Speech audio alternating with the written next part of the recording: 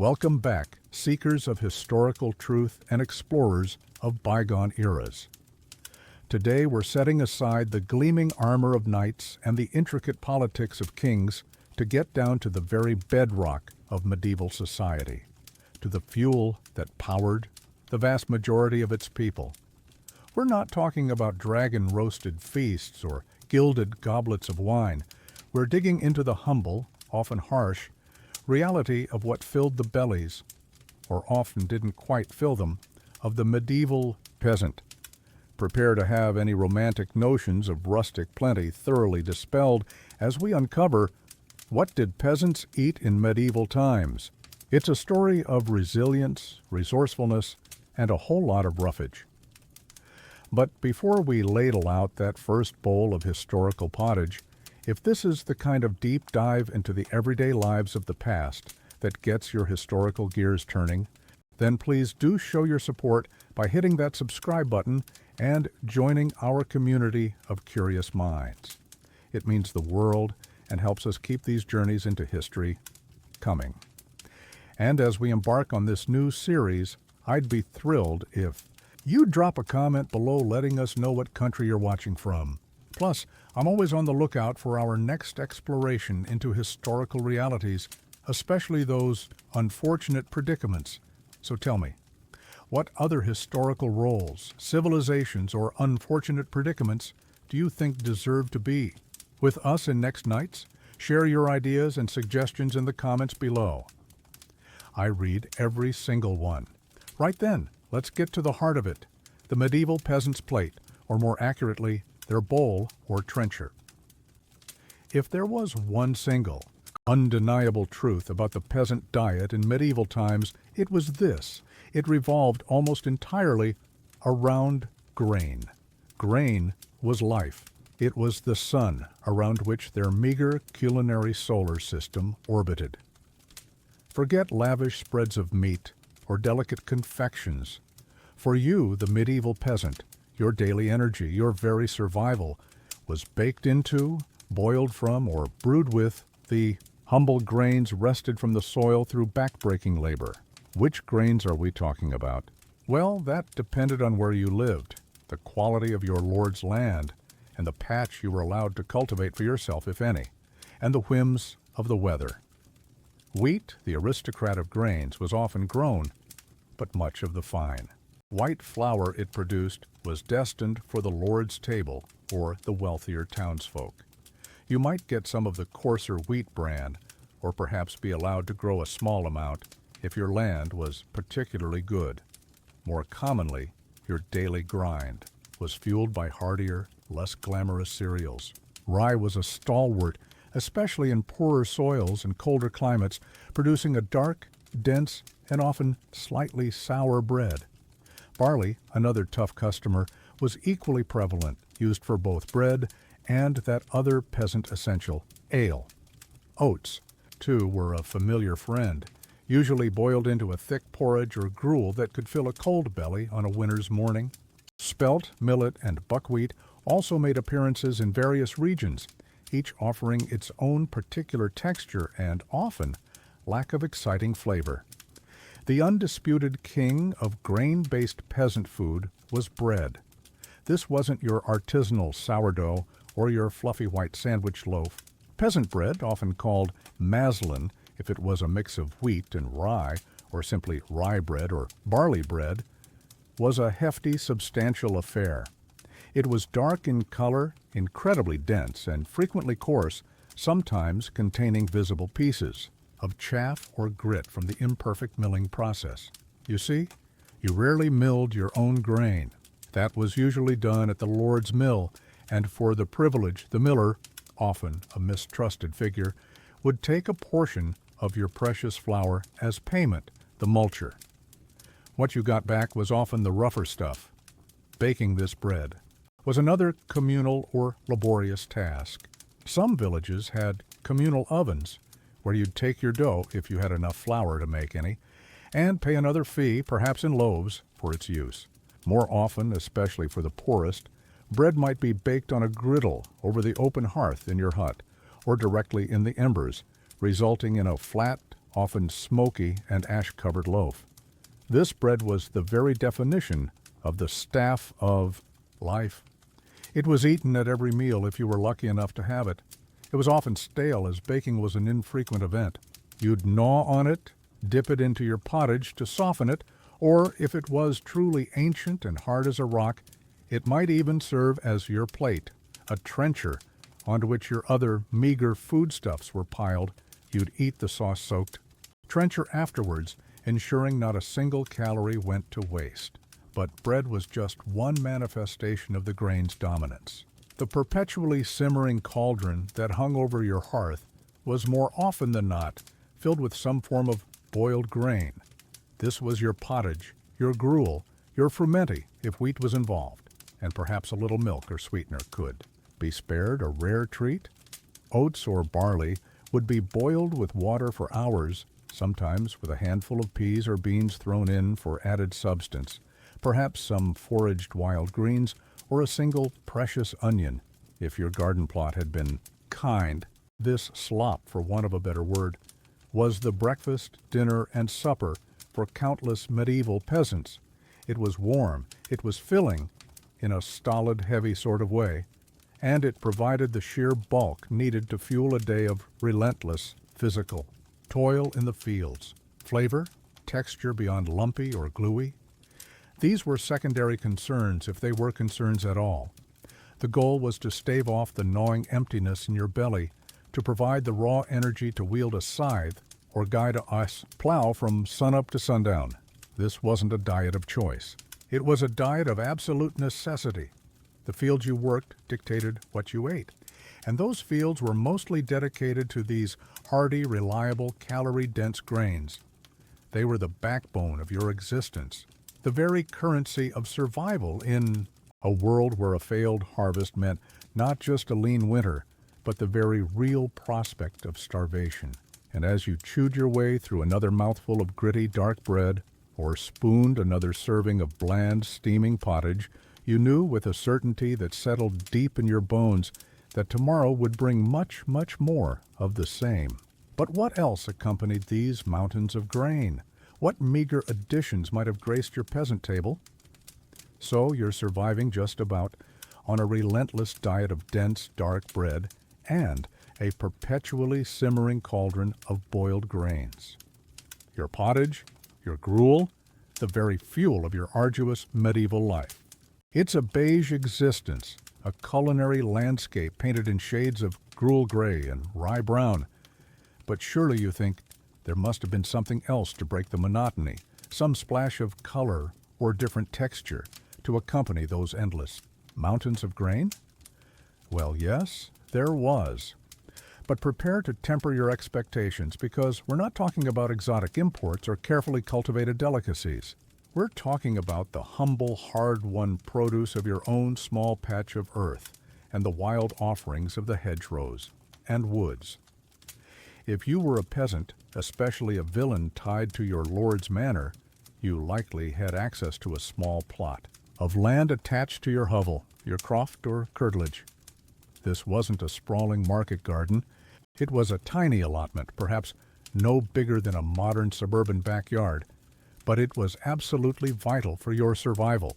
This was your personal larder, your primary source of anything that wasn't grain, or, on very rare occasions, meat.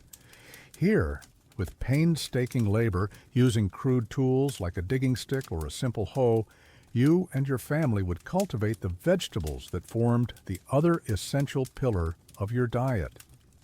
What grew in this humble peasant plot? Think hardy, resilient, and, let's be honest, often rather unexciting fare by today's standards. The undisputed kings of your garden were the alliums, onions, leeks, and garlic. These were your flavor powerhouses, the medieval peasants, equivalent of a spice rack. Their strong, pungent flavors could cut through the blandness of the pottage, adding a much-needed savory depth. You'd grow them in abundance, their sharp aroma a constant presence in your hut and on your breath. Then there were the brassicas, cabbages, and their cousins like kale or collards. These were tough, resilient plants that could withstand cooler weather and provide bulky green matter for the pot. A good head of cabbage boiled down into the pottage could help stretch the grain and provide a different texture, even if it often contributed to a certain fragrant atmosphere in your small, poorly ventilated home. Root vegetables were also crucial. Turnips, parsnips, and carrots. Though your medieval carrots were likely pale yellow or purplish and far woodier and less sweet than their modern orange counterparts, were staples. They could be stored for a time in root cellars if you were fortunate enough to have one that didn't flood or attract every rat in the vicinity, or even left in the ground during milder winters, providing sustenance when fresh greens were a distant memory. And of course there were the legumes, the peas and beans that were the peasant's primary source of protein in a world where meat was a rare luxury. Broad beans, fava beans, were incredibly important, hardy, and nutritious. Field peas, too, were widely cultivated. These would be eaten fresh in season, shelled and tossed into the pottage, or, more commonly, dried for winter use. Dried peas and beans, soaked and then boiled endlessly, became a familiar, if somewhat gas-inducing component of your winter diet, providing essential protein and bulk when little else was available. Sometimes these dried legumes would even be ground into a coarse flour to extend your precious grain supply when making bread, adding to its already dense and heavy character. This garden plot was your responsibility, tended with care, born of necessity. Every member of the family, from the smallest child capable of pulling a weed to the oldest grandparent, would contribute to its cultivation. The success or failure of this small patch of earth could mean the difference between relative sufficiency, still meager by any modern standard, and genuine gnawing hunger, especially during the lean months. Beyond what you could cultivate, there was the uncertain bounty of the wild. Foraging was an essential skill. In spring, you would gather young nettles, carefully to avoid their sting, then boiled to remove it, dandelions, wild sorrel, and other edible weeds to add a touch of green and a different, often bitter flavor to your pottage. These were not choice salad greens. They were often tough, sharp-tasting, but they were free, and they offered a change. You might dig for wild roots, gather mushrooms, a perilous undertaking as misidentification could be deadly, or collect nuts like hazelnuts and walnuts in the autumn, if the squirrels or the Lord Steward hadn't claimed them first. Even acorns, as we've mentioned, could be processed and eaten in times of dire need, a testament to the peasant's resourcefulness and desperation. The ever-simmering pottage pot was the great unifier of all these ingredients. Into its depths went your grains, your chopped onions and leeks, your diced turnips and parsnips, your handful of peas or beans, your foraged greens. Everything boiled together for hours, sometimes days, with new ingredients added as old ones were consumed, creating a perpetual stew. The flavor would evolve, subtly or not so subtly, depending on what was available. It was rarely a culinary masterpiece.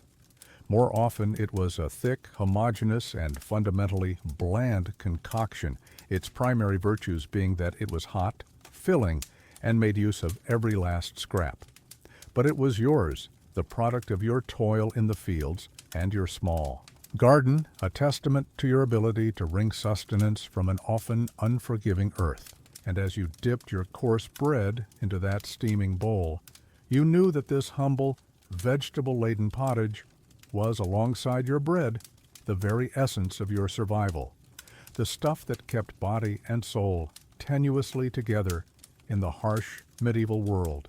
So, your medieval peasant life is fueled by a starchy symphony of grains and whatever hearty vegetables you can coax from your small garden plot, all bubbling away in that perpetual pottage pot. It's a diet designed for sheer survival, for providing the raw energy needed for a life of unceasing toil. But what about protein?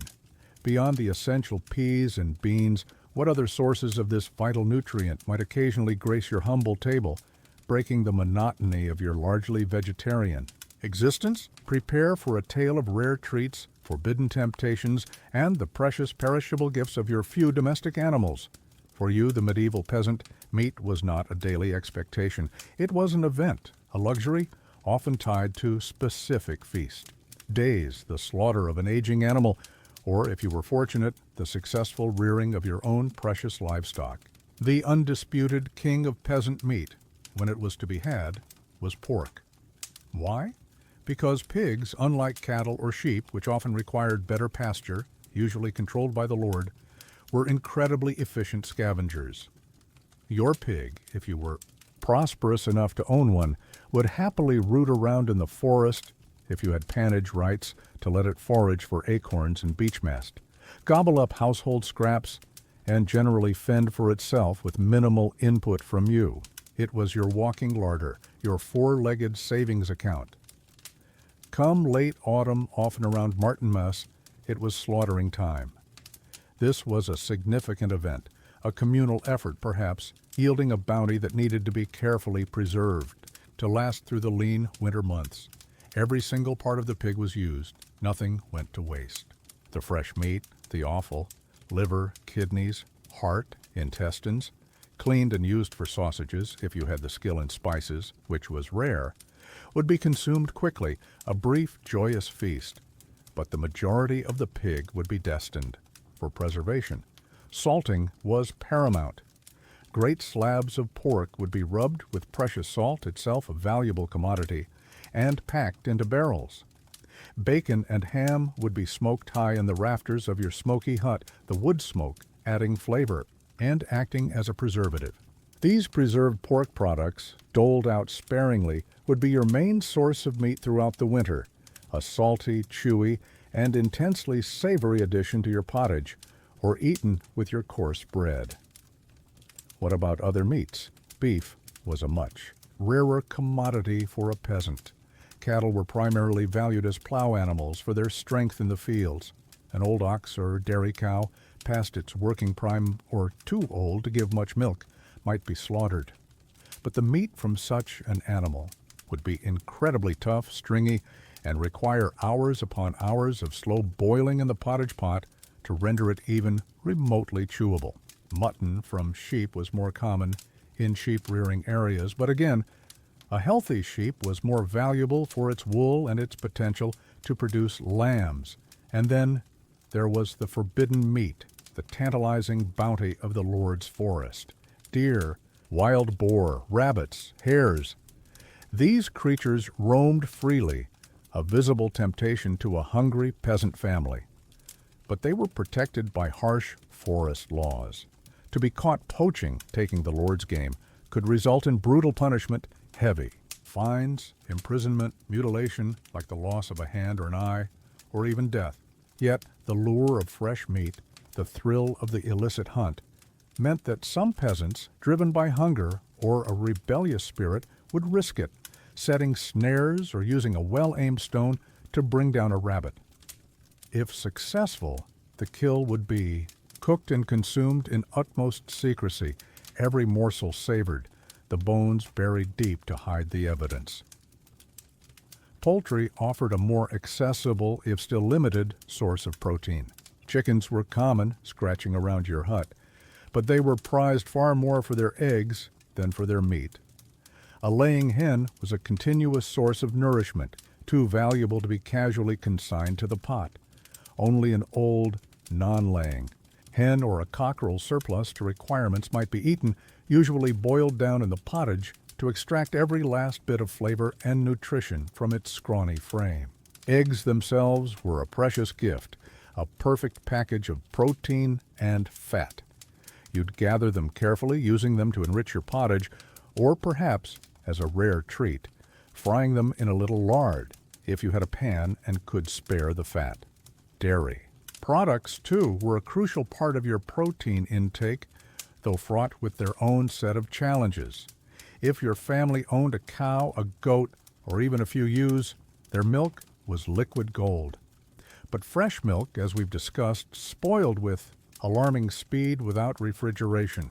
It would be consumed quickly, especially by children, or immediately processed. Cheese-making was a vital skill. Peasant cheeses were typically hard, simple, and made to last. Using rennet, often from a calf's stomach, to curdle the milk, the curds would be pressed, salted, and aged, resulting in a cheese that could be stored for months. Its flavor and texture would be highly variable, depending on the milk, the season, and the skill of the maker, sometimes sharp and crumbly, sometimes mild and rubbery, often with a pungent aroma that spoke of its rustic origins. Butter, churned from the cream, was another way to preserve milk fats, but it too could quickly turn rancid if not properly made and stored, developing a sharp, cheesy tang. The whey, the watery liquid left over from cheese making, wasn't wasted either. It was a nutritious, if thin, drink, or it could be added to the pottage for a little extra body and a slightly sour note. Fish, for those living near rivers, lakes, or the coast, could be another important source of protein, provided you had the right to fish those waters. Many waterways were controlled by the local lord or monastery, and fishing without permission was another form of poaching. But if you could cast a line or set a weir, fresh eels, pike, perch, or trout might supplement your diet. For most inland peasants, however, fish usually meant the preserved, often unappetizing varieties consumed during the church's numerous fast days. A penance more than a pleasure. So, while your diet was overwhelmingly grain and vegetable-based, these small, often hard-won contributions of meat, eggs, and dairy were vital. They provided essential nutrients, a welcome change in texture and flavor, however rare, and a psychological boost in a life of otherwise relentless monotony. Each egg was a small treasure, each piece of salted bacon a reminder of past bounty, each cup of milk a fleeting taste of richness. These were the peasants' luxuries, the threads of flavor and protein that helped hold together the fabric of their often precarious existence.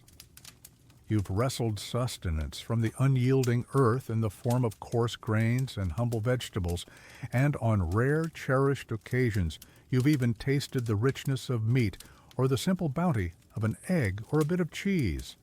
Your pottage, pot simmers, a testament to your daily struggle for calories.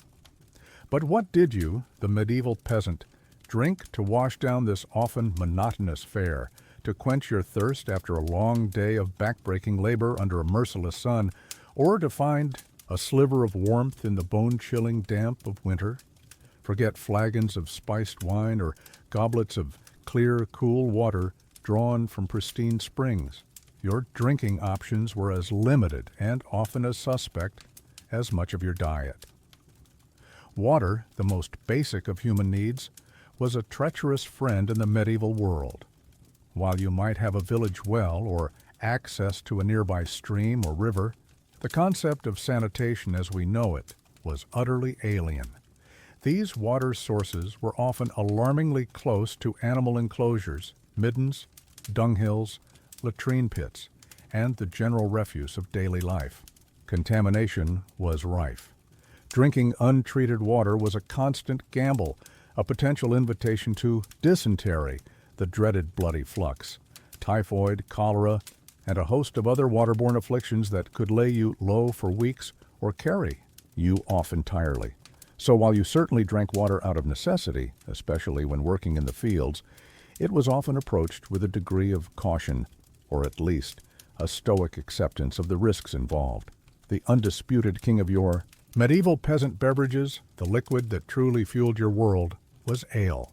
Not the hoppy, clarified, carefully crafted ales you might know today, but a far more rudimentary and often far more variable brew. This was your liquid bread, consumed by men, women, and even children in its weaker forms as a daily staple. Why ale? Firstly, the brewing process itself, which involved boiling the water, had the crucial side effect of killing many of the harmful microbes that made raw water so dangerous. This made ale a significantly safer option for hydration.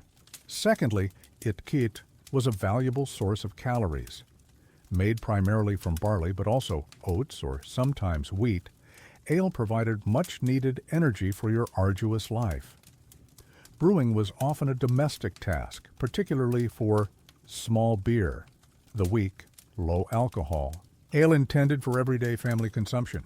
The woman of the house, the alewife or brewster, would malt the grain, allowing it to sprout, then drying it, grind it, mash it with hot water, boil the resulting wort, and then allow it to ferment naturally with wild yeasts from the air or a carefully preserved remnant from a previous batch.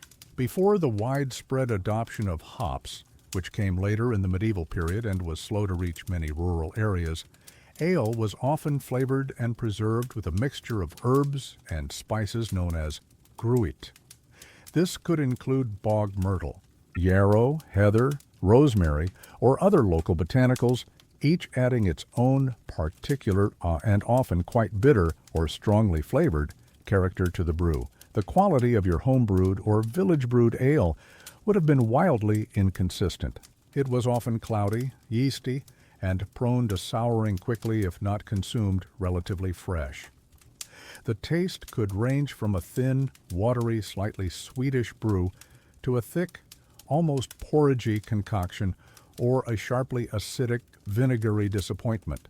But it was wet. It was safer than much of the available water, and it filled your belly. Stronger ales, richer and higher in alcohol, were usually reserved for special occasions, feast days, weddings, harvest celebrations, if you could afford them, or if your lord was feeling particularly generous. These were the brews that brought true cheer, a temporary, welcome escape from the daily grind. In regions where apples or pears were plentiful, particularly in parts of England, Normandy, or other cider-making areas, fermented fruit juice offered. Another option, cider, made from apples, and perry from pears, would be produced in autumn after the harvest. The fruit would be crushed, often in a stone trough using a heavy wooden pestle or a rudimentary press, the juice collected and allowed to ferment. Like ale, the quality and strength could vary enormously. A good, strong cider could be a potent and refreshing drink, but a poorly made batch could be incredibly sharp, acidic, or even vinegary. Yet it was another way to preserve the fruit's bounty and provide a relatively safe source of drink through the winter months. Wine? For you, the average peasant, wine was largely the stuff of dreams, a luxury reserved for the nobility, the wealthy merchant class, and the church. Unless you happen to live in a prolific wine-producing region where you might receive some of the roughest local vintage as part of your wages or be allowed to glean fallen grapes, wine was far beyond your means. The idea of casually sipping a goblet of fine claret or burgundy was as alien to you as the notion of flying to the moon. Milk and whey, as we've discussed, also played a role as beverages. Fresh milk from your cow or goat, if you had one, was a precious, nutritious drink, though it had to be consumed quickly. Whey, the thin, watery byproduct of cheese-making, was often drunk by the poorest members of the family, providing some lingering nutrition and hydration. It was certainly not a treat, but it was better than nothing. What about non-alcoholic options besides risky water? There wasn't much. Herbal infusions, perhaps, a tisane of chamomile or mint, if you could gather the herbs, might be drunk, for medicinal purposes or as a warming brew, but these were not everyday thirst quenchers in the way tea or coffee are today, both of which were entirely unknown in your medieval European world. Fruit juices, as you know them, didn't exist. Fruit was too precious to be simply juiced and drunk fresh. It was eaten or preserved through fermentation into cider or perry or drying. So, your medieval peasant mug was most often filled with cloudy, sour, or at best, blandly functional ale. It was a limited, often uninspiring, but utterly essential part of your diet, a constant companion in a world where even the simple act of quenching your thirst was fraught with hidden dangers. It wasn't about pleasure. It was about survival, about finding enough safe liquid and a few extra calories to see you through another day of relentless, backbreaking work. Your medieval peasant existence thus far has been a rather sober affair, of stolid grains, earthy vegetables, the occasional and often tough piece of meat, and cloudy, frequently sour ale to wash it all down. It's a diet built for endurance, not for delight. But surely amidst this landscape of functional, often bland sustenance, there must have been moments of sweetness, some small, natural indulgence to lift the spirits and offer a different note to the palate. Well, yes, there were. But like so much else in your world, these sweet moments were often seasonal, hard-won or precious in their rarity. Let's wander into your small croft again, or perhaps to the edge of the Lord's woods, where you have carefully established foraging. Rights, of course. Here, if you are fortunate, you might have a few fruit trees, gnarled and resilient, that offer their bounty in due season. Apples were king. Not the uniformly perfect glossy orbs you see today, but a myriad of older, often tartar, varieties. Some were good for cider making, their sharp juice fermenting into that potent peasant brew. Others, the eaters, might be consumed fresh, a crisp, welcome treat, though many were quite tart and better suited for cooking down into a thick sauce or being baked in the embers of your fire, if you could spare the fuel. Pears, too, would have graced some peasant gardens, their grainy sweetness a delight, or destined for the Perry press.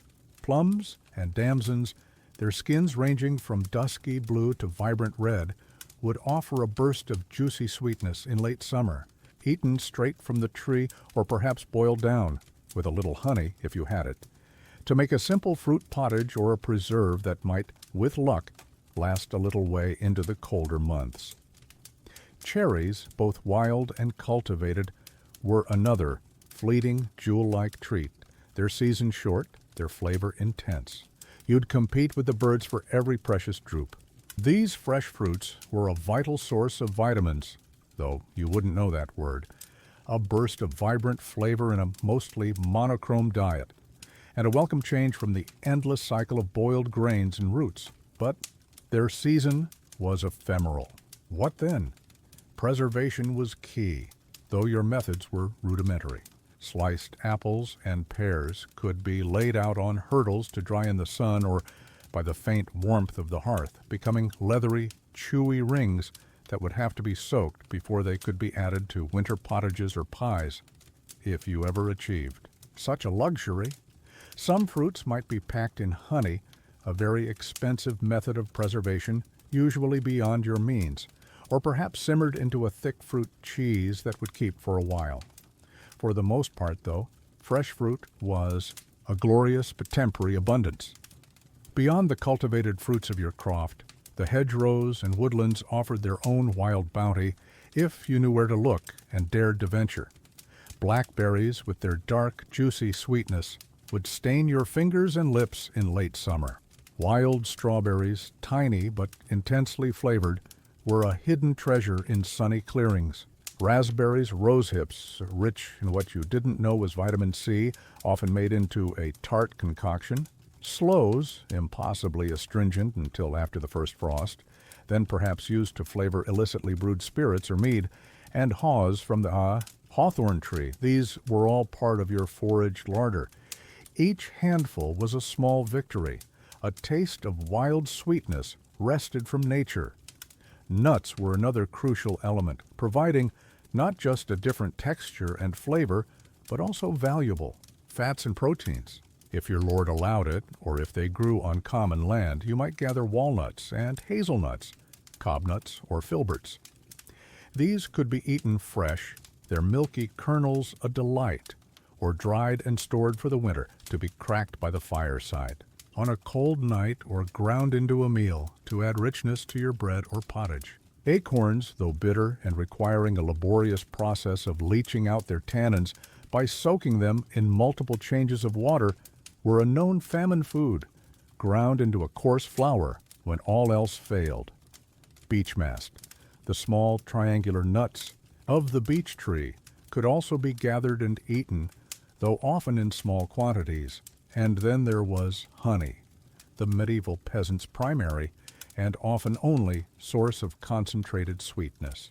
Sugar, that white, refined powder from distant lands, was an almost mythical substance for you, a costly spice reserved for the wealthiest nobles and apothecaries. Your sweetness came from the tireless work of bees. Many peasant households, or the manor itself, would have kept beehives, often simple straw skeps. The harvesting of honey in late summer or early autumn was a sticky, sometimes perilous, but ultimately rewarding task. This golden, fragrant liquid was liquid treasure.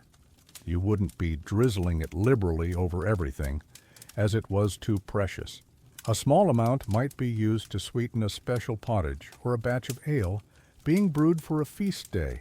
Mead, a potent wine made from fermented honey and water, was a celebrated drink, though perhaps more for special occasions than everyday consumption, given the amount of honey required. Honey was also used to preserve fruits, as mentioned, and had a significant place in folk medicine, applied to wounds or mixed with herbs for various ailments. The taste of medieval honey was likely quite different from the filtered, pasteurized product you know today. Probably darker, more intensely flavored with the pollen of local wildflowers, and often containing bits of beeswax and pollen, adding a certain rustic character. So while your diet was undeniably dominated by the savory and the bland, these fleeting encounters with the natural sweetness of fruits, the earthy richness of nuts, and the golden gleam of honey provided crucial moments of relief, small sparks of pleasure, in an otherwise very plain culinary world. They weren't desserts in the modern sense of a separate, elaborate sweet course to end a meal.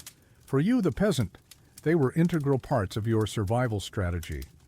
Opportunistic additions that brought not just calories, but a much-needed, if often brief, taste of something beyond the daily grind of your pottage pot.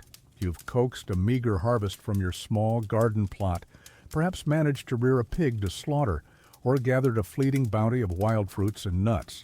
Your pottage pot simmers, your ale barrel is, hopefully, not yet empty.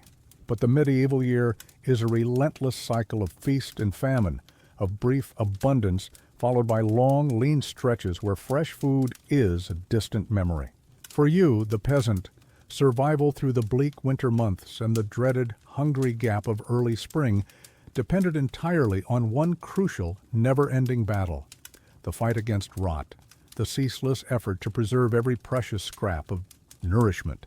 Forget fancy pantries and hermetically sealed jars. Your methods were ancient, laborious, and often a gamble against the forces of decay. Salt, that coarse, crystalline, white gold, was your primary weapon in this war. It was so valuable that it was sometimes used as currency, and access to it could be controlled and taxed by your lord. But it was indispensable for preserving meat, your precious autumn-slaughtered pig, or the rare windfall of an old cow or ox. Salt was king. You would rub it deep into the flesh, great handfuls of it, drawing out the moisture that encouraged putrefaction. Large pieces might be dry cured, layered with salt in a wooden tub or earthenware pot, and left for weeks in a cool, dark place. Or you might create a strong brine, a supersaturated salt solution in which to steep the meat, ensuring it was thoroughly impregnated. The result? Meat that could, in theory, last for months. But it was meat transformed, incredibly salty, often rock hard, its original flavor a distant memory replaced by an intense, sometimes overpowering saline tang. Before you could even think of eating it, this preserved meat would require lengthy soaking and multiple changes of water, itself a precious resource, to leach out some of the salt and render it vaguely chewable. Fish, especially if you lived inland and relied on catches from further afield or specific seasonal runs, was also heavily reliant on salt. Herring, cod, often dried into stockfish, and other sea fish were split, gutted, and then either heavily salted in barrels, becoming saltfish, or dried to a leathery toughness.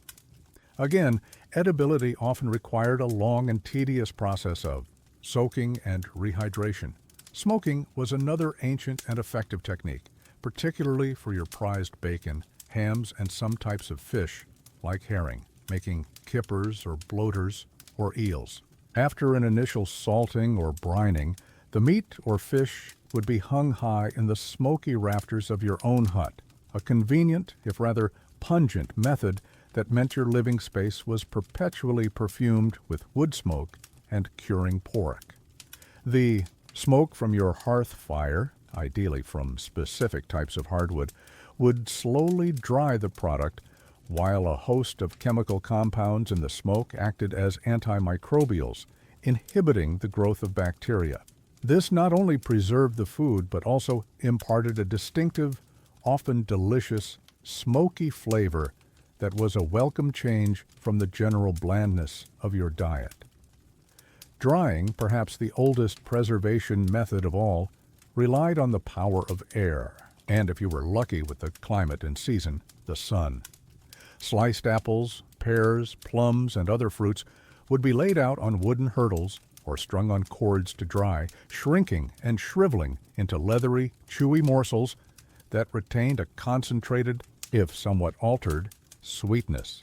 These dried fruits were a valuable addition to winter potages or a rare treat to be gnawed on.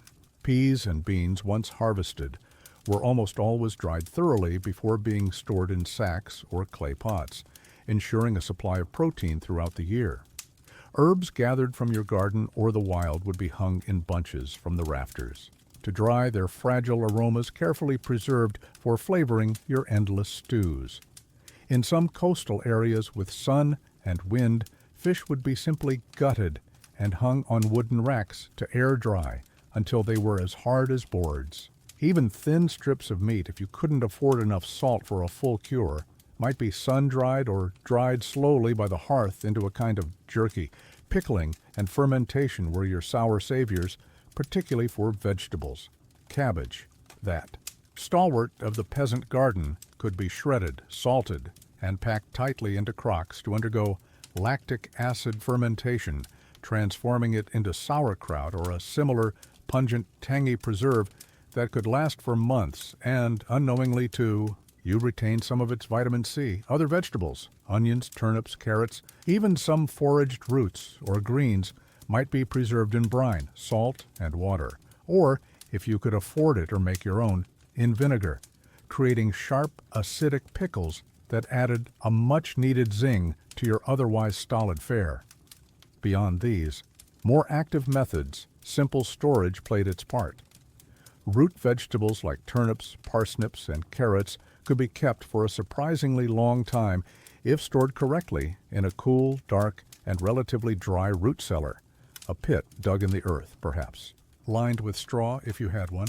Alternatively, they might be left in the ground over winter in milder climates or stored in clamps, piles of vegetables covered with straw and earth in the field itself. Nuts, once dried, could be stored in sacks or jars, providing a crucial source of fat and protein through the lean months. Grains, the absolute backbone of your diet, were stored in bins, sacks, or clay pots, but were a constant target for rats, mice, and weevils, meaning a portion of your hard-won harvest was always lost to these unwelcome guests. But preservation was never a foolproof science. Despite your best efforts, the battle against rot was often a losing one. A batch of salted meat might not have enough salt or might be stored in too damp a place, leading to slimy spoilage or dangerous bacterial growth. Smoked hams could still attract mold if the smoke wasn't dense enough or the drying incomplete. Dried fruits could reabsorb moisture and ferment. Your carefully stored roots could freeze and rot in a particularly harsh winter or be devoured by burrowing animals. Opening a storage pot to find your precious winter food supply ruined by mold or infested with maggots was a heartbreaking and potentially life-threatening discovery. And even when successful, these preservation methods drastically altered the food. Salting and pickling made things intensely salty or sour. Drying made them tough and leathery. Smoking imparted a powerful, sometimes acrid, flavor. Much of the nutritional value, particularly of delicate vitamins, was lost. So, while these techniques were essential for survival, they also contributed to the overall monotony and often unappetizing nature of your winter and spring diet. A constant reminder that you were eating not for pleasure, but to endure until the sun and the good earth once again offered up their fresh, untransformed bounty. You've salted your pork, smoked your herrings, dried your peas, and carefully stored your precious sacks of grain. Your root cellar, if you have one, is packed with turnips, parsnips, and woody carrots. You've done everything a resourceful medieval peasant can do to prepare for the inevitable onslaught of winter, but even the most diligent preservation and careful rationing often weren't enough to bridge the terrifying void that yawned between the end of those winter stores and the first life-sustaining harvests of the new growing season. This, my friend, was the hungry gap, a period of profound scarcity, gnawing hunger, and desperate survival that haunted the peasant year, typically stretching from late winter through early spring. Think of the bleak months from perhaps February or March, all the way through to May or even June, depending on your region and the particular year's weather. The hungry gap was when your carefully husbanded resources dwindled to their absolute dregs. The last slab of heavily salted bacon, now more salt than meat, would be shaved with parsimonious care. The grain sacks, once reassuringly plump, would yield only a dusty handful of weevil-ridden kernels. Your stored root vegetables, if they hadn't succumbed to rot or frost in your damp cellar, would be shriveled, their sweetness long gone, their texture tough and unyielding, the early signs of spring which you might think would bring relief, often only mocked your empty belly. The first green shoots appearing in the woods and hedgerows, young nettles, tender dandelion leaves, wild garlic, sorrel, were eagerly gathered. You'd boil them into your increasingly watery pottage, a welcome splash of green, yes, and a source of some vital nutrients, though you wouldn't know it. But they offered little in the way of true sustaining calories.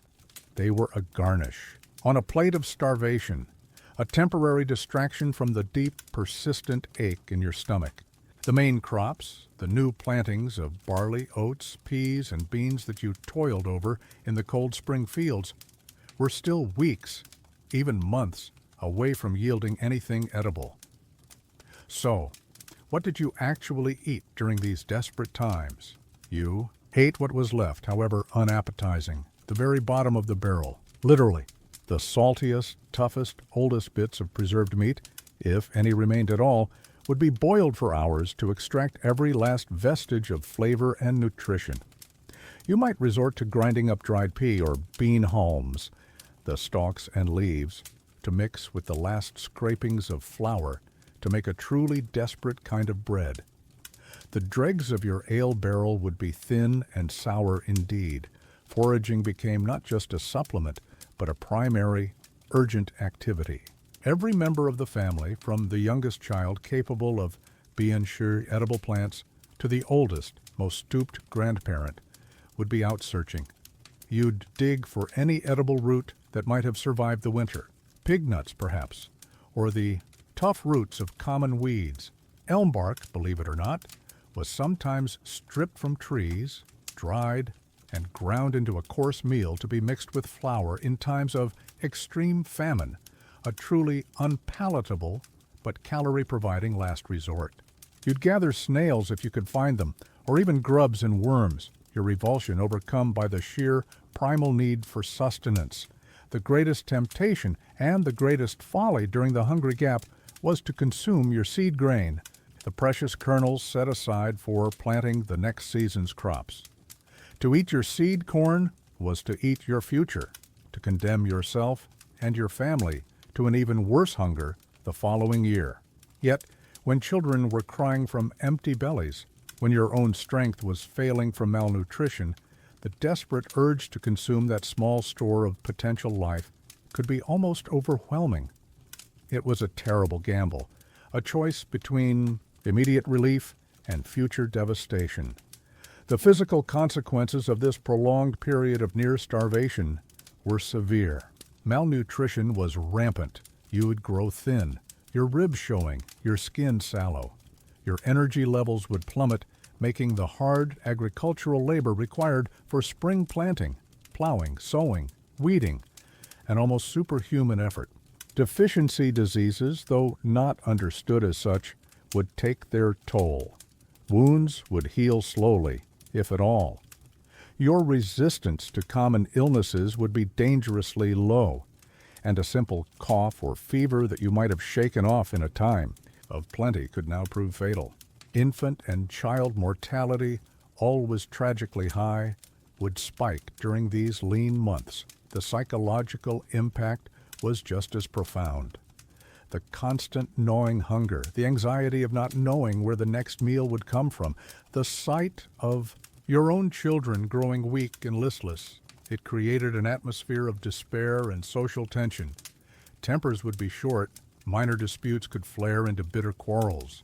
The strong might prey on the even weaker, and your gaze would constantly turn to the Lord's granaries, often well-stocked, a visible symbol of the vast gulf between his plenty and your privation. While outright rebellion was rare and brutally suppressed, the simmering resentment during the hungry gap was a palpable force. You would watch the fields with an aching, desperate longing, scrutinizing the slow, agonizing progress of the newly planted crops. Each tiny green shoot was a symbol of hope, each day of sunshine a promise of eventual relief. The wait for the first meager harvest, perhaps some early peas or the first tender broad beans, seemed to stretch into an eternity. Surviving the hungry gap was the peasant's annual crucible, a testament to human endurance and a brutal reminder of the precariousness of life in a world where the rhythm of the seasons held the power of life and death. It was, without a doubt, the period when medieval food, or rather the profound lack of it, sucked the absolute hardest. You've endured the gnawing emptiness of the hungry gap, survived on foraged weeds and the dregs of last year's harvest, your body and spirit worn, thin by months of scarcity. The daily grind of your medieval peasant life is a relentless cycle of toil fueled by a diet that is, at best, monotonous and, at worst, perilously meager. But even in this harsh existence, there were chinks of light, moments when the oppressive grayness of your daily fare was briefly, joyously interrupted. These were the feast days and festivals, the rare occasions when your community came together to celebrate, and when, just perhaps, your wooden bowl might hold something a little more exciting than the usual watery pottage. The medieval calendar was punctuated by a surprising number of holy days and seasonal celebrations. Christmas, Easter, Whitsun, the feast days of various saints, Plough Monday, marking the resumption of plowing after Christmas, Harvest Home, the vital celebration at the end of the grain harvest. May Day, Midsummer, each offered a temporary reprieve from work and, with luck, a chance to eat and drink a little better than usual. Weddings and christenings within your village were also occasions for communal festivity and a sharing of whatever resources could be mustered. What made a peasant feast different from your everyday grim rations? Firstly, there was usually more food. Portions might be more generous. There might be more bread, and perhaps it was of a slightly better quality, maybe with a higher proportion of wheat if the harvest had been good, or at least freshly baked, which was a treat in itself. Your ale, too, might flow more freely, and it could even be a stronger, specially brewed batch, potent enough to bring a flush to your cheeks and a temporary forgetfulness of your daily woes. Meat, that ultimate peasant luxury, was the star of most feast days. While your daily diet was overwhelmingly vegetarian out of necessity, festivals were the time when you were most likely to taste flesh. Perhaps your lord, in a display of feigned or genuine generosity, would provide an ox or a few sheep to be roasted for his tenants, or maybe several families in the village would pool their resources to slaughter a pig, its meat shared amongst them. Sausages, black puddings made with blood and oats or barley, and various pies filled with chopped meat and offal might make a welcome appearance. Every scrap would be savored the rich, fatty taste a shocking, delightful contrast to the usual blandness. Dairy products, too, might be used with a less sparing hand. Cheese, normally hoarded and eaten in small, precious slivers, might be served in larger chunks. Butter, if available, could be used more generously in cooking, adding a richness to dishes that was absent from your everyday pottage. Eggs, those valuable protein packets, could be incorporated into custards, if milk and honey were also plentiful, baked into special breads, or simply boiled and eaten with a relish born of rarity. The pottage itself might be enriched on a feast day, perhaps with more vegetables, a generous piece of bacon or salt pork simmered in it for flavor, or even some carefully guarded dried mushrooms or wild herbs to give it an unaccustomed depth. If the season was right, fresh fruits like apples or pears might be baked into tarts or pies, their pastry made with precious lard or butter, sweetened with a drizzle of honey. These were simple pleasures, a world away from the elaborate spice-laden confections of the nobility, but to you, they were the height of culinary indulgence. Often these feasts were communal affairs. Food would be prepared and cooked together, perhaps over large outdoor fires if the weather permitted, or in the manor kitchen if the Lord was providing. The entire village would gather in the churchyard, on the village green, or in a large barn, sharing food, drink, stories, and laughter. These were vital moments of social cohesion, a chance to forget the rigid hierarchies and the daily grind, to reinforce community bonds, and to simply enjoy a moment of collective good cheer. The quality of the food, while better than usual, was often secondary to the spirit of the occasion. The music of a pipe and tabor, the rough and tumble games, the dancing, the brief precious illusion of plenty in a life defined by scarcity.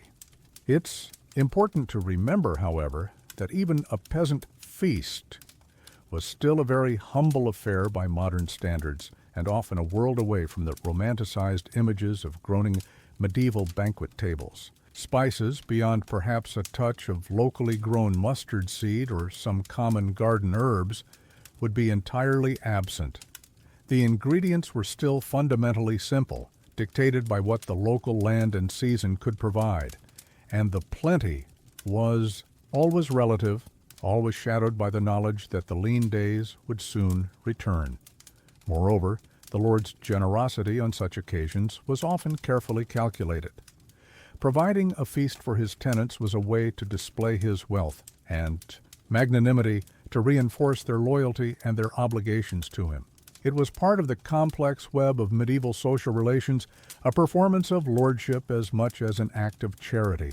And the cost of these feasts, ultimately, was borne by the peasants themselves through their labor and their rents. But for you, in that moment, sitting amongst your neighbors, a piece of roasted pork in your hand, a cup of strong ale warming your belly, the sound of laughter and music in the air, these considerations likely faded. For a few precious hours, the gnawing hunger was silenced, the relentless toil forgotten. You had a crumb of comfort, a taste of fleeting abundance, a brief, joyful respite that would have to sustain your spirits through the many lean and laborious days that lay ahead, until the next turn of the calendar brought another reason to momentarily rejoice. You've celebrated the rare feast days, those fleeting moments of relative plenty that briefly punctuated your otherwise austere medieval peasant existence. You've savored the taste of meat, however tough, and perhaps even a honey-sweetened treat. But what about the everyday, the less glamorous but equally vital components that gave your meager diet some much-needed calories and, if you were lucky, a touch of richness or a way to cook what little you had? We're talking about fats and oils, those precious energy-dense substances that were often as scarce and treasured as any spice or delicacy in your world. In a life defined by hard physical labor and a constant struggle to consume enough calories, fat wasn't a villain to be avoided. It was liquid gold, a dense source of energy, a means of making other blander foods more palatable, and a crucial element in preserving your health. though you wouldn't have understood the science of it. But acquiring and using fat was yet. Another challenge in your resource-limited world. The undisputed champion of your peasant fats, the one you were most likely to encounter and rely upon, was lard. This rendered pig fat was a precious byproduct of that all-important autumn slaughter, assuming your family was fortunate enough to own a pig. After the pig was butchered, chunks of its fat would be slowly melted down, the impurities skimmed off, and the resulting clear liquid lard carefully poured into earthenware pots or even cleaned animal bladders for storage, stored in a cool, dark place. It could last for a good while, though rancidity was always a lurking threat, especially as the months wore on. What did you do with this precious lard? You used it sparingly, like the valuable resource it was. A small dollop might be added to the pottage pot, lending a much-needed richness, a savory depth, and a welcome sheen to the otherwise dull surface of your daily gruel. It provided calories, yes, but it also improved the mouthfeel, making the coarse grains and vegetables slide down a little easier. If you were making bread on a griddle over the hearth, a smear of lard would prevent sticking and add a hint of flavor. On truly special occasions, or if you had a rare surplus, you might even use lard for frying.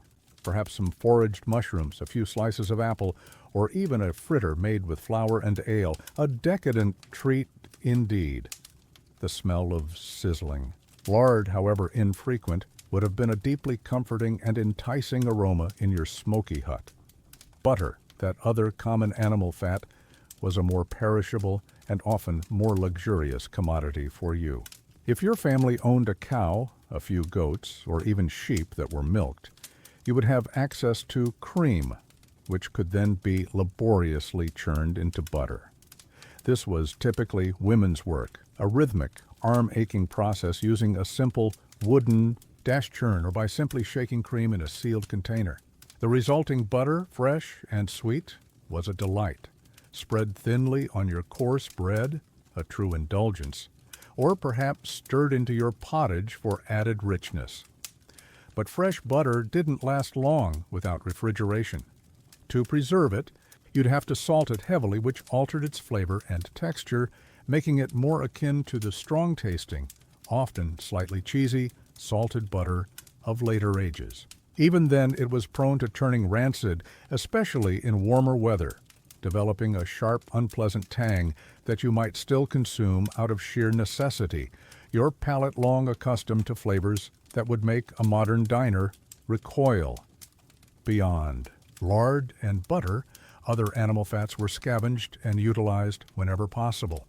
If a piece of meat was roasted, a rare event for you, more likely something happening in the Lord's kitchen from which you might, if incredibly lucky, receive a scrap or a bone to boil, the dripping fat would be carefully collected. This beef or mutton dripping, or even goose grease if such a bird was ever part of your world, was another valuable cooking medium or addition to the pottage. Suet, the hard fat from around the kidneys of cattle or sheep, might be chopped and used in puddings or dumplings if you had the other ingredients to make such things.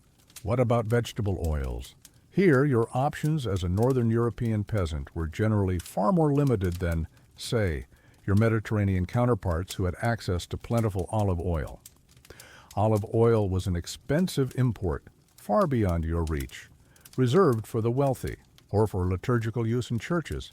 In some regions of Europe, oils might be pressed from locally grown seeds like poppy, hemp, or linseed, or from nuts like walnuts. However, these were often produced on a small scale, and their primary use might not always have been culinary. Some oils were used for lighting, in simple lamps, for treating leather, or for medicinal purposes. While some certainly found their way into the cooking pot, they were not the ubiquitous everyday cooking fats that lard or even butter were in many peasant households. Your world was not one of drizzled oils and light vinaigrettes. The availability of any fat would fluctuate wildly with the seasons and your family's fortunes. After the autumn pig slaughter, you might have a relative abundance of lard.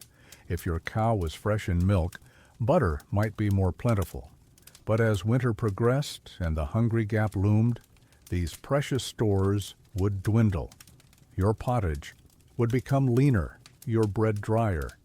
The absence of fat meant not just a loss of flavor and richness, but a significant drop in crucial calories, making the already hard physical labor even more draining.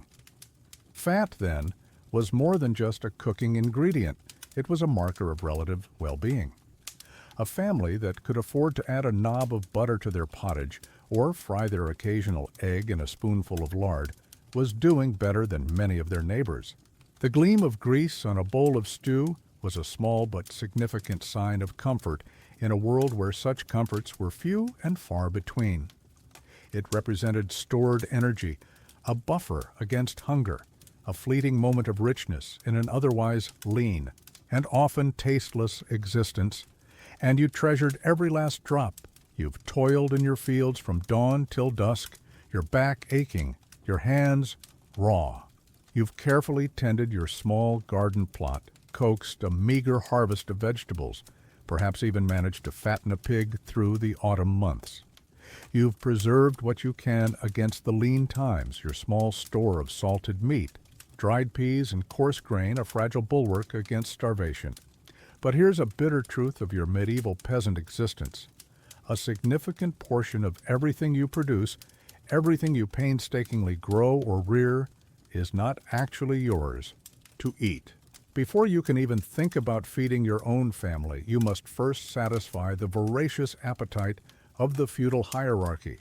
Your life is governed by a complex web of obligations to your lord and the church, and many of these dues are paid, not in coin, which you rarely possess in any significant quantity, but in kind, directly from the fruits of your labor.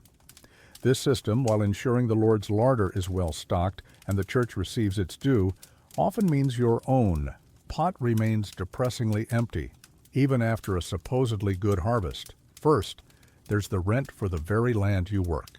As a villein or serf, you are bound to the manor, tilling strips of land in the communal fields. For this privilege, you owe your lord a share of what you grow. This could be a fixed amount of grain each year, so many bushels of wheat, barley, or oats, or a proportion of your total yield. And you can be sure the Lord's reeve, his sharp-eyed overseer, will be there at harvest time to ensure the master gets his rightful, and often largest and best, portion, before you can even think about your own winter stores. That patch of good wheat you carefully cultivated, chances are it's destined for the Lord's bread, not yours. Then there are the labor services, the corvée work.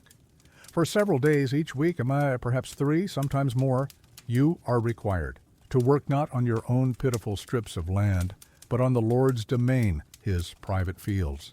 You plow his land with his oxen, or your own if you have them. You sow his seed, you weed his crops, you reap his harvest, you cart his grain to his barns. All the food produced from this extensive domain land goes directly to the Lord, to feed his household, his knights, his retainers, and to be sold for profit. These are days you cannot spend tending your own garden, foraging, or working to improve your own meager lot. Your sweat and toil directly fill his belly, while yours might rumble in protest. And let us not forget, Holy Mother Church, the tithe. The biblical obligation to give 1/10 of all your produce to the local parish church was a heavy and often resented burden.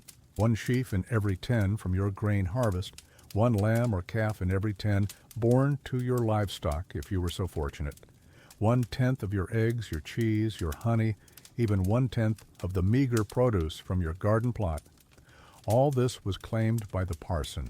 While in theory this supported the local priest and the upkeep of the church, in practice much of it often went to distant, wealthy monastic orders or absentee church officials, leaving the local parish still impoverished, and you, the peasant, significantly poorer in food. The parson's tithe barn was often better stocked than your own larder.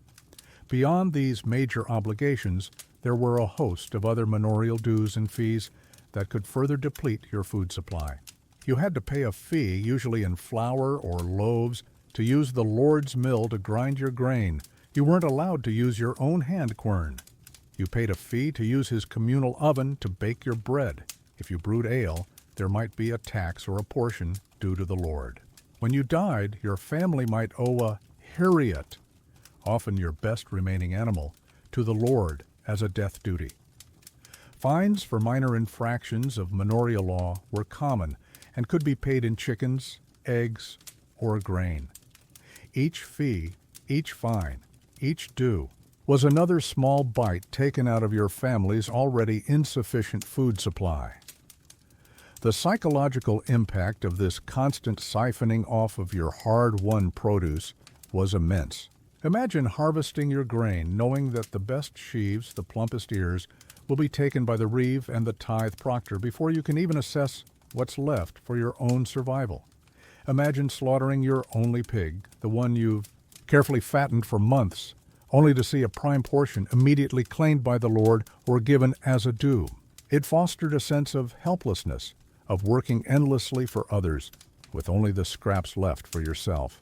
This system also discouraged enterprise. Why work harder to produce a surplus when you knew so much of it would simply be taken away? There was little incentive to improve your land or your farming techniques beyond what was necessary for bare subsistence and meeting your obligations. Some peasants, undoubtedly, tried to conceal produce, to underreport their yields, to give the moldiest grain or the scrawniest chicken as their tithe. But the reeve and the parson's agents were vigilant, and the penalties for being caught cheating could be severe, plunging you further into debt and desperation.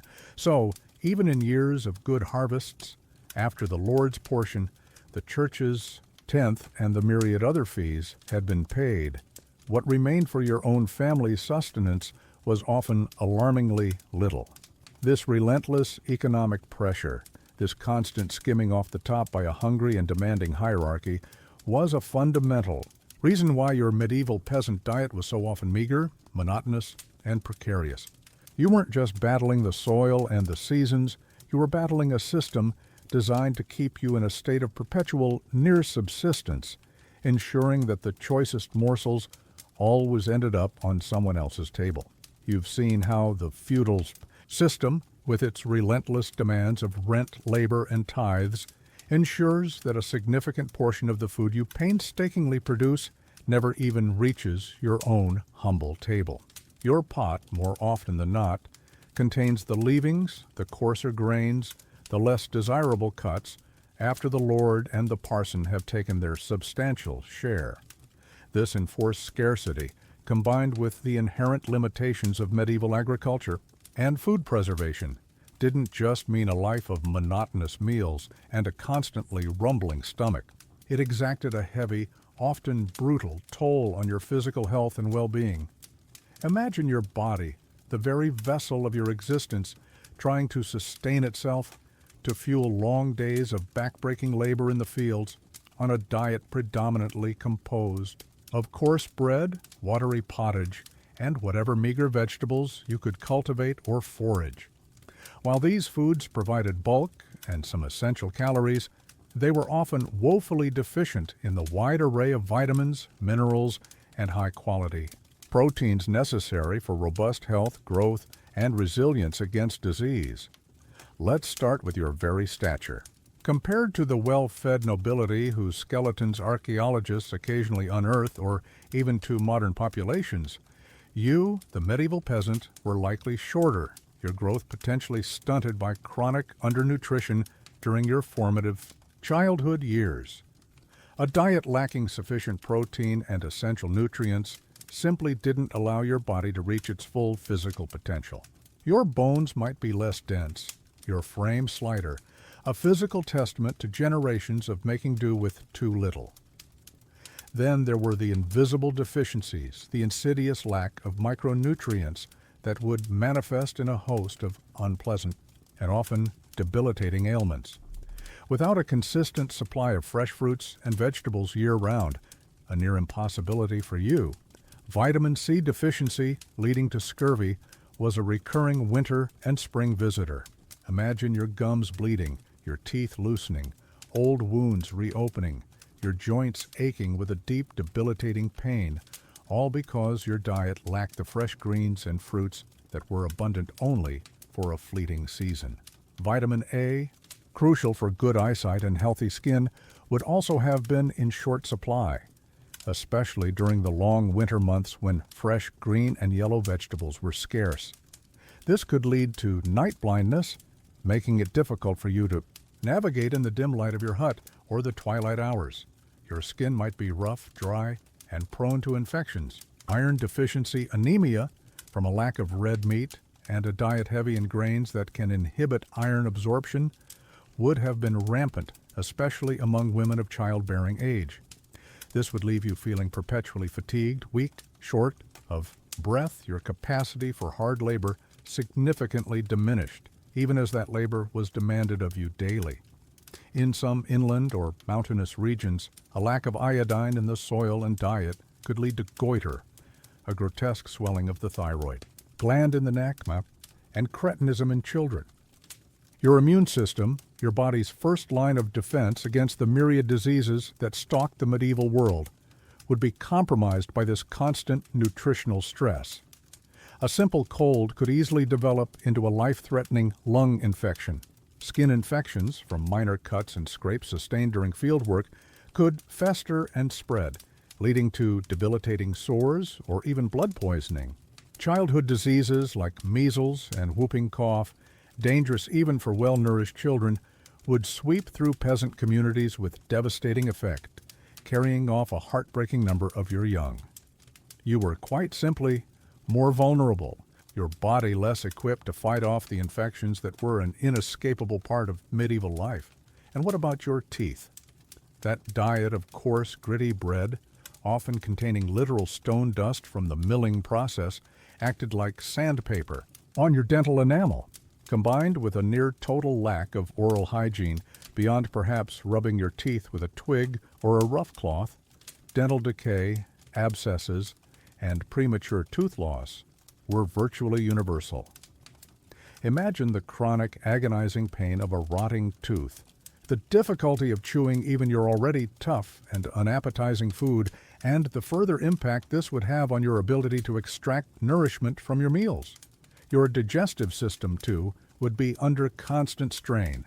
While a high-fiber diet from whole grains and vegetables might sound healthy, the sheer coarseness of much of your food, combined with the frequent risk of contamination from spoiled or poorly prepared ingredients, meant that chronic digestive complaints were commonplace.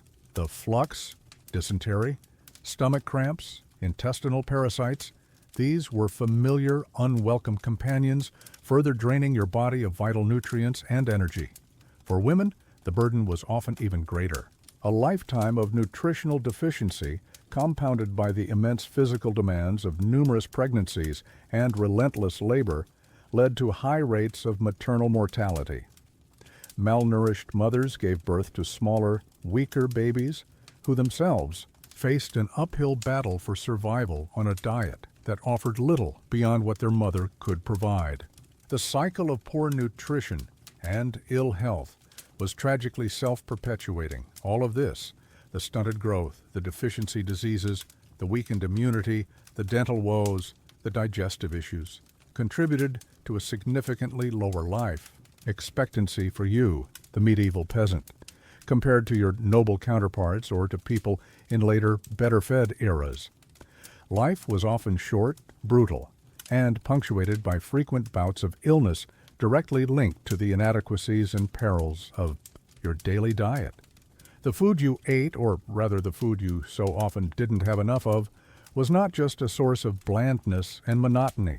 It was a fundamental determinant of your physical suffering, your vulnerability to disease, and the very length of your hard-pressed life.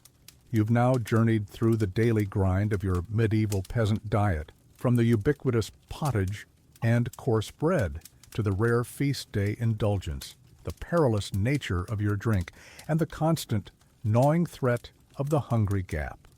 We've even explored how this meager sustenance, or lack thereof, took a brutal toll on your health, but it's crucial to remember that The medieval peasant wasn't a monolithic entity, and the contents of their wooden bowl could vary quite significantly depending on where, in the vast, diverse landscape of medieval Europe, their particular patch of earth happened to be. While the overarching themes of hardship, scarcity, and reliance on grains held true for most, geography, climate, and local resources painted different, if often equally grim, pictures on the peasant's trencher. Imagine, for a moment, that your life isn't confined to the inland manorial village we've mostly been picturing. What if you were born in a small wind-swept fishing hamlet clinging to the rocky coastline of Brittany or Cornwall, or perhaps the fjords of Scandinavia? Your world would still be one of toil, but the tang of salt spray would replace the scent of plowed earth.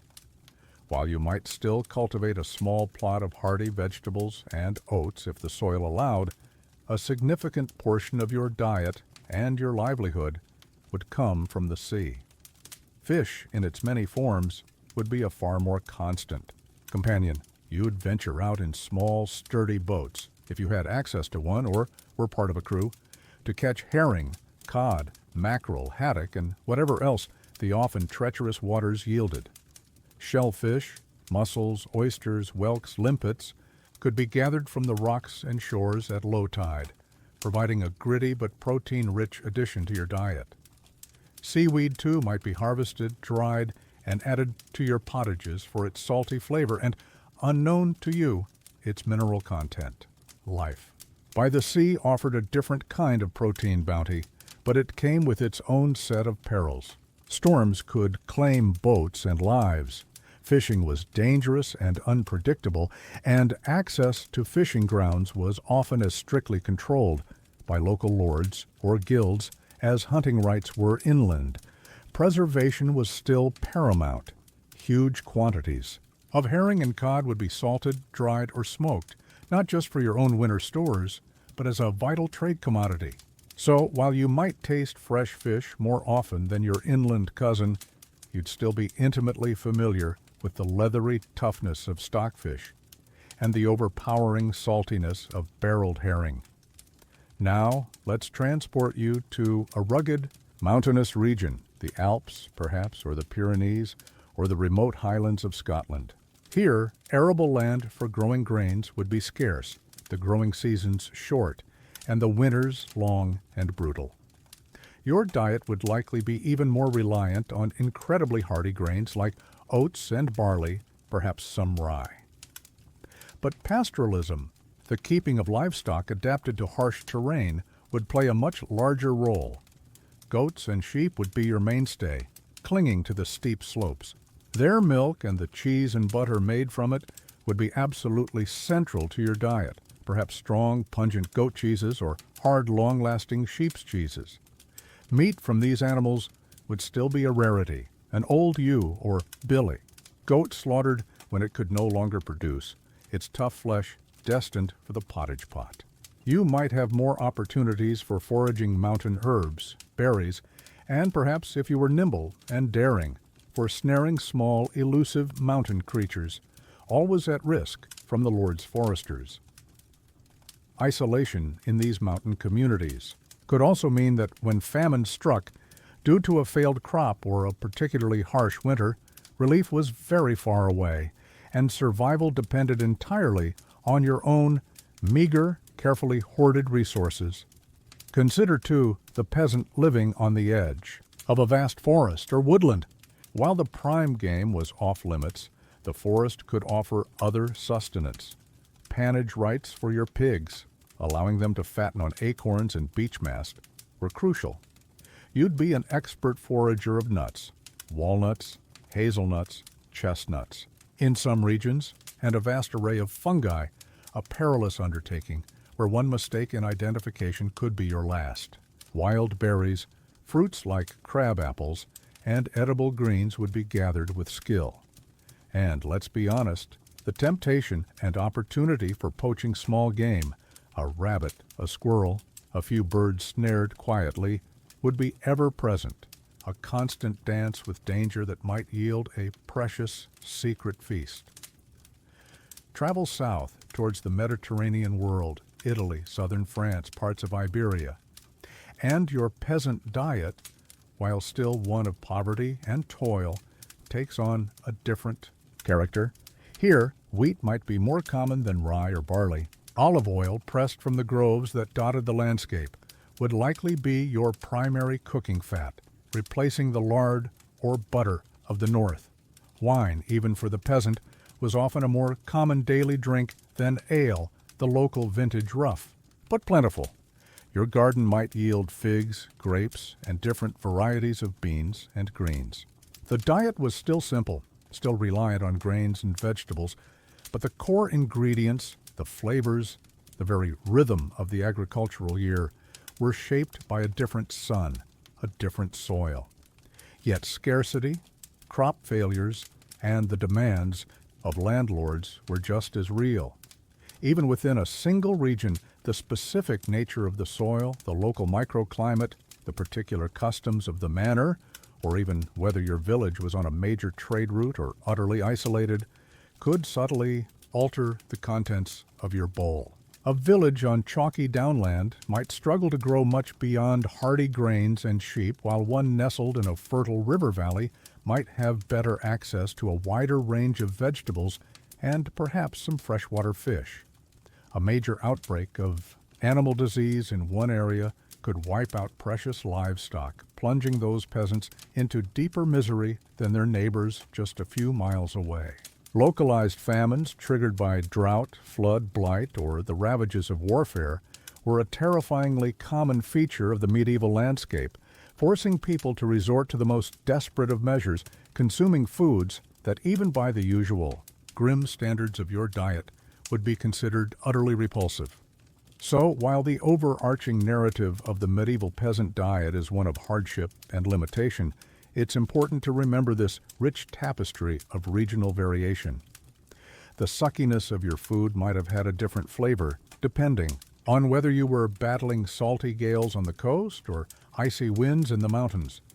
But the fundamental struggle for sustenance, for enough calories to survive another day, was a near universal bond that united the peasantry across the diverse landscapes of medieval Europe.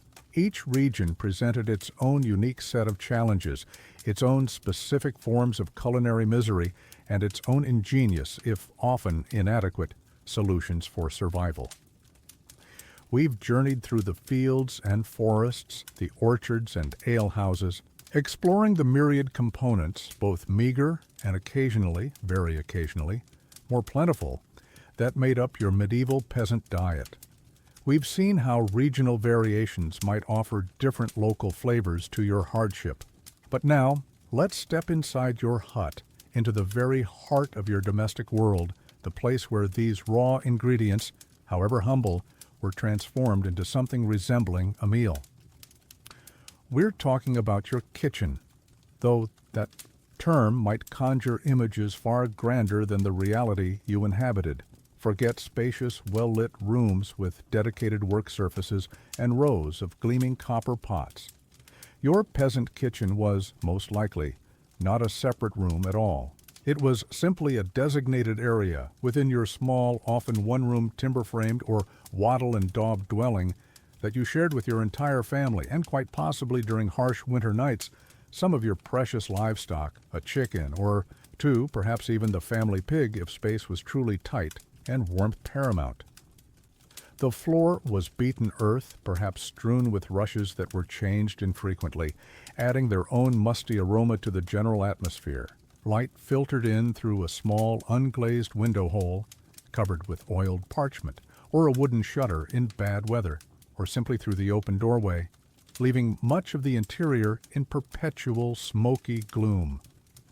The absolute, undisputed center of this kitchen was the open hearth.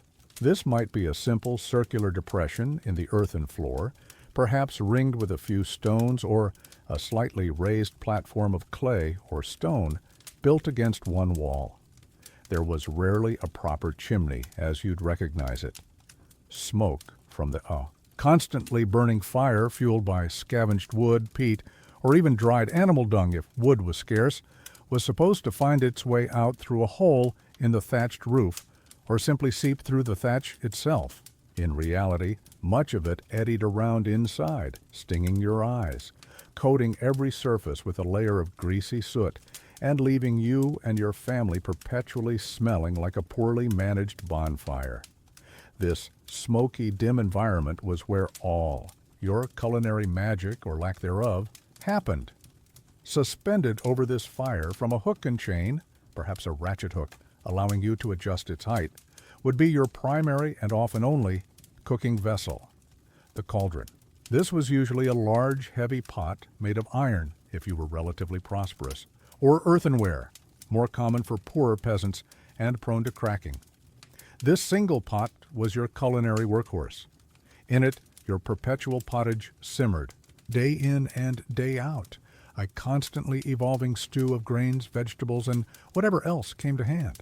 It was used for boiling water, a precious commodity for washing, though rarely for your food prep itself, for rendering lard after the pig slaughter, for brewing your small ale, if you brewed at home, and for stewing any tough piece of meat until it reluctantly surrendered its chewiness.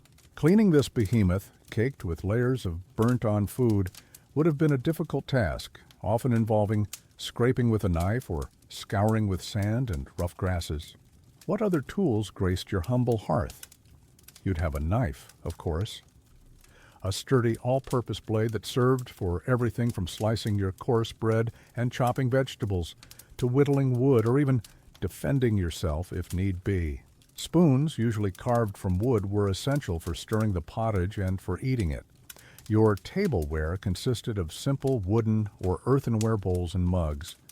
Perhaps you had a few leather jacks or bottles for carrying ale or water to the fields. Forks for eating were an alien concept, a curious affectation of the very wealthy in distant lands. Your fingers and your hunk of bread were your primary tools for conveying food to your mouth. Baking, as we've touched upon, was a challenge. Without a built-in oven in your hut, a luxury reserved for manor houses or wealthy townspeople, your options were limited. You might bake small, flat loaves of bread or oatcakes directly on a hot, flat stone placed in the embers of the hearth, or on a simple iron griddle if you possessed such a treasure. The results would be dense, often unevenly cooked, and frequently tinged with smoke and ash. For larger batches of bread, you'd rely on the communal village oven, paying a fee in flour or finished loaves for its use, a system that further diminished your own precious stores. A mortar and pestle, perhaps made of stone or hardwood, would be another vital piece of equipment.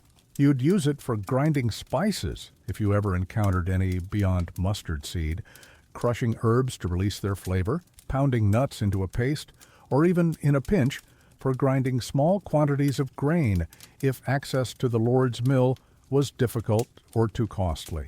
Your storage vessels for these precious ingredients would be equally rudimentary. Earthenware pots, hopefully with well-fitting lids to deter rodents, wooden chests or boxes, leather bags or woven baskets, keeping your stored grains, flour, and dried goods safe from damp, mold, and the relentless attentions of mice and weevils was a constant battle. The sheer physical labor involved in peasant cooking was immense. Water had to be hauled, often from a considerable distance. Firewood had to be gathered, chopped, and coaxed into life. The heavy cauldron had to be constantly tended, its contents stirred to prevent sticking and burning. If you were forced to, grind your own grain due to lack of access to a mill, though often forbidden by manorial law, which aimed to force you to use the Lord's mill and pay the fee. Hours could be spent at a hand quern, a tiring, monotonous task, and hygiene?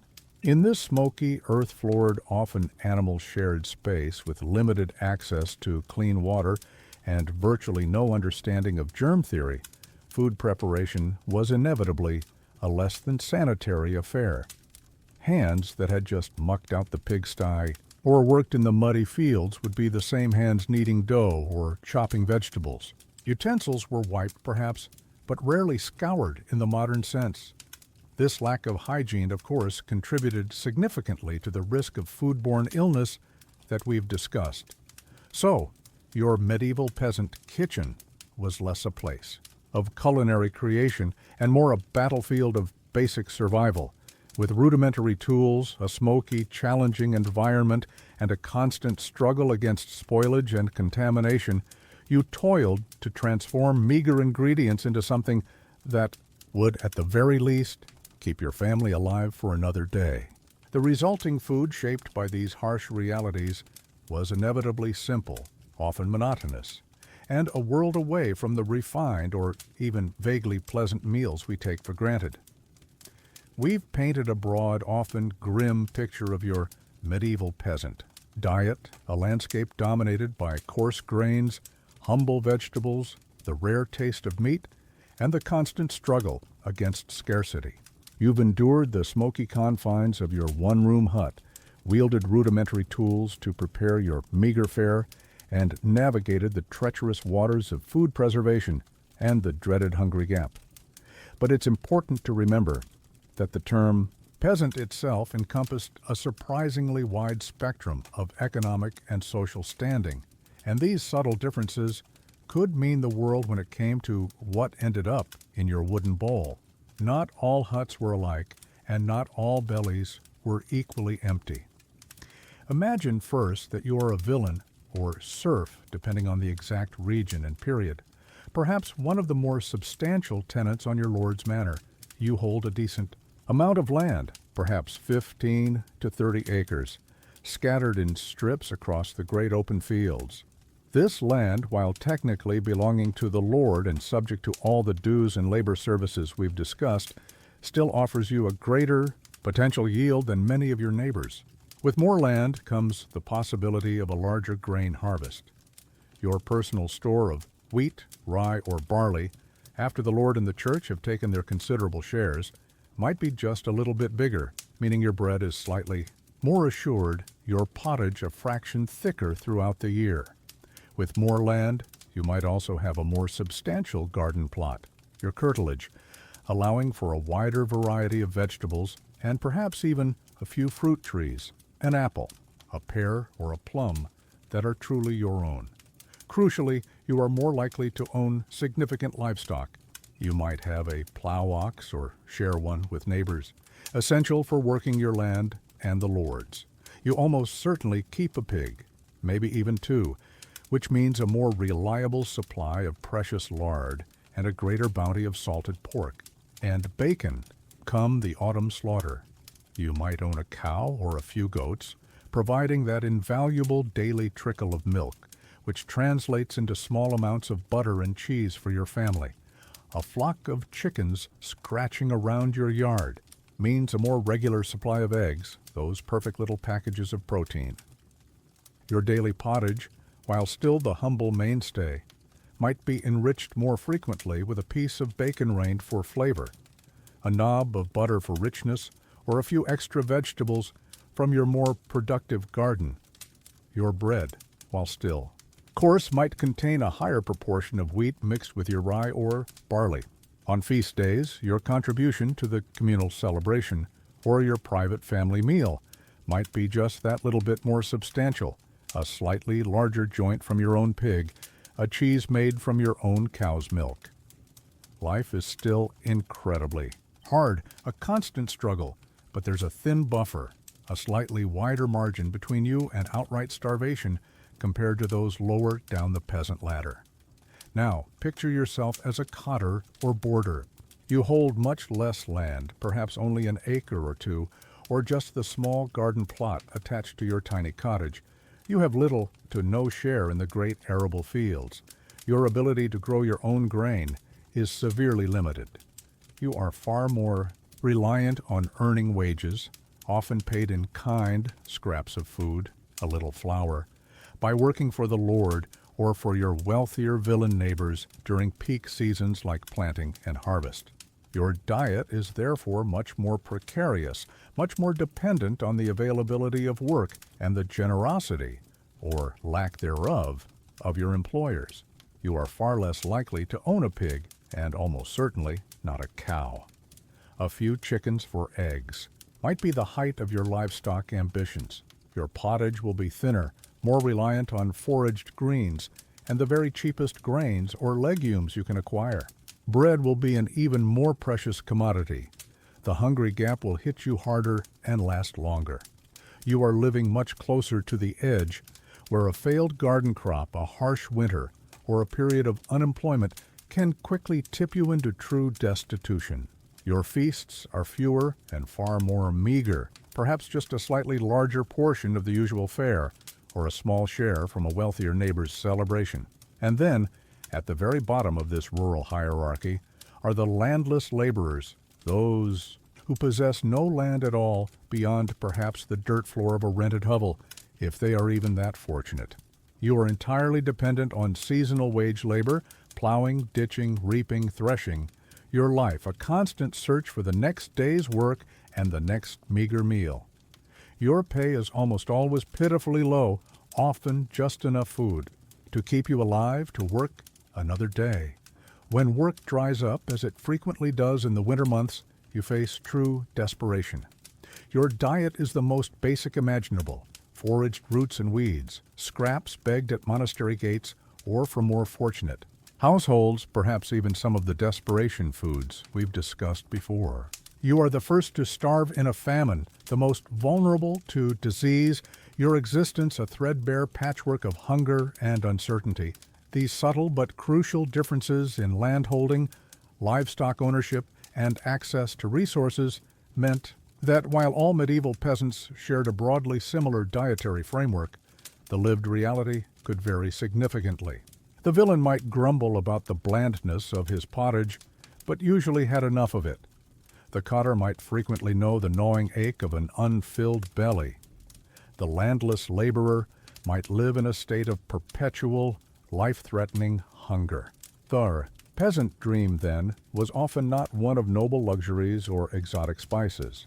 It was far more grounded: to acquire a little more land, to own another cow or a breeding sow, to have a slightly larger store of grain in the barn. It was the dream of moving just one rung up that precarious ladder to create a slightly wider buffer between your family and the ever-present threat of starvation.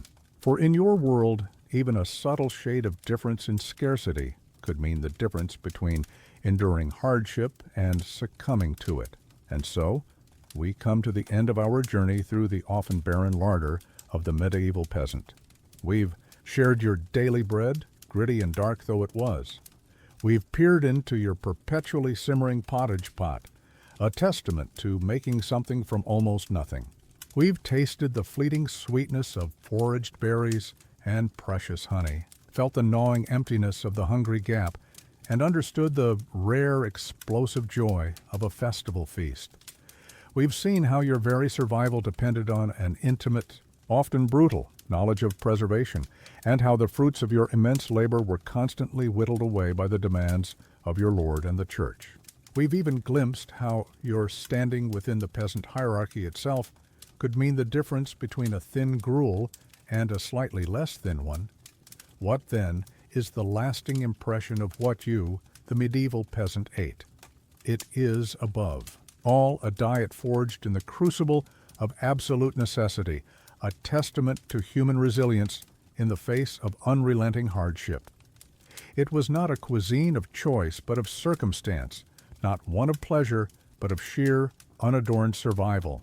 Every mouthful was earned through sweat, toil, and an acceptance of a world that offered few comforts and even fewer luxuries.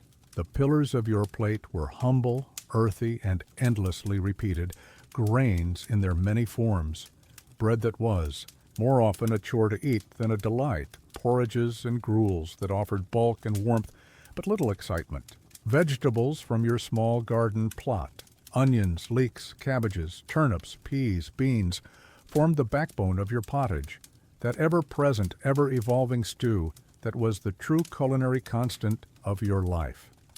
Protein was a precious, infrequent visitor, the salty tang of preserved pork from your own carefully reared pig, the occasional egg from a scrawny chicken, a sliver of hard cheese made from the milk of your goat or cow, or perhaps If you lived by water and had a bony river fish. Your drinks were equally utilitarian, cloudy, often sour ale. The liquid bread that offered hydration and calories when water itself was a gamble. Fruits and nuts were seasonal gifts, hoarded and savored. Honey was your main source of sweetness, a golden treasure in a world largely devoid of sugary delights. And fats, primarily lard from your pig, were hoarded like jewels, providing precious energy and a rare touch of richness. This was a diet that directly shaped your body and your life. It often led to shorter statures, bodies hardened by labor, but frequently weakened by nutritional deficiencies and the constant threat of foodborne illness. It dictated the rhythms of your year, from the desperate foraging of the hungry gap to the communal labor and relief of the harvest, and the careful rationing of preserved foods through the long, dark winters. Your world was one where the failure of a single crop, the loss of a precious animal, or the inability to meet the crushing demands of your feudal obligations could tip your family from mere hardship into catastrophic famine. Yet amidst this relentless struggle, there was an undeniable ingenuity. You knew which wild plants were safe to eat and which were deadly.